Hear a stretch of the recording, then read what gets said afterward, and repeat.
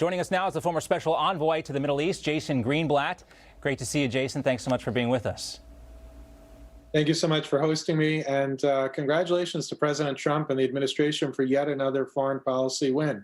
And I love that they were able to include some important things about Israel in that deal. Well, you know, people might not remember exactly the history between Serbia and Kosovo. Kosovo, mostly Muslim country. There was some ethnic cleansing that went on there, but those countries able to put that behind them. And speak to us about what this means, because we've had a really big breakthrough when it comes to Mideast peace with the agreement between the United Arab Emirates and Israel to normalize economic relations and fly back and forth nonstop, which is a big deal as well.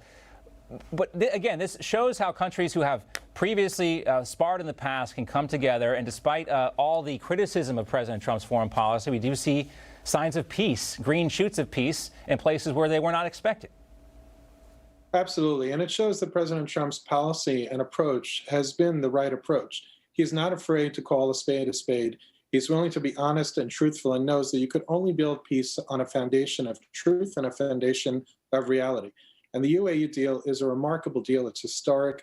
It's going to bring stability.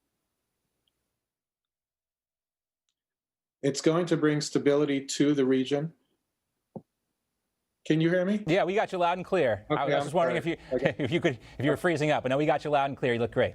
Okay, apologies. It's going to bring stability to the region. I want to congratulate Sheikh Mohammed bin Zayed, His Royal Highness, for doing such a courageous deal, Prime Minister Netanyahu, and of course President Trump and Jared Kushner and all my former colleagues at the White House. This is such an essential part of bringing peace and stability to the region, and it shows two very important things. One, the Israeli-Palestinian conflict, while tied together to the Arab-Israeli conflict, can be solved separately. And even the Arab-Israeli conflict can be solved separately. They don't all need to be done at the same time. I think President Trump recognized that, and slowly but surely, I hope we see continued progress. Well, I think to that point, I think they have to be solved separately, considering the influence that Iran still has in Gaza and the West Bank with Hamas, and also the influence that Iran has just north of Israel and Lebanon with Hezbollah. What Jared Kushner and Robert O'Brien and the White House team, you included, have been able to do, have been able to find a workaround to what's held up real advancements in the past, and that is the Palestinian people. And right now you have a situation, Jonathan, where you have real no mandate for the Palestinian Authority or for Mahmoud Abbas. So you have to do something, right? Absolutely. Well, first of all, I want to touch on Iran because you make an important point. You know, people accuse Israel wrongfully, very wrongfully, of being an occupying power. It's really Iran who is an occupying power. Iran is an occupying power in Gaza because they fund Hamas and cause, excuse me, terrible suffering for the Palestinians living in Gaza. They cause terrible suffering in Lebanon. They're effectively occupying Lebanon.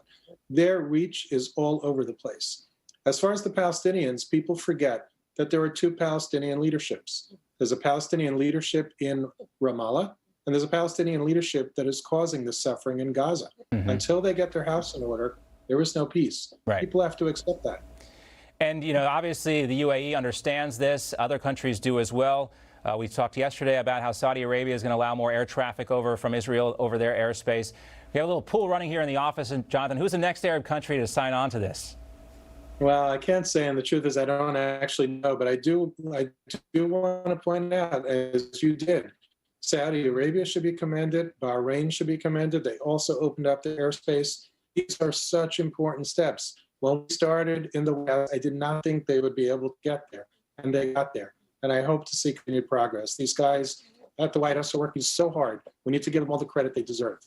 Jonathan Greenblatt, thank you so much. Great to see you. Thanks for having me.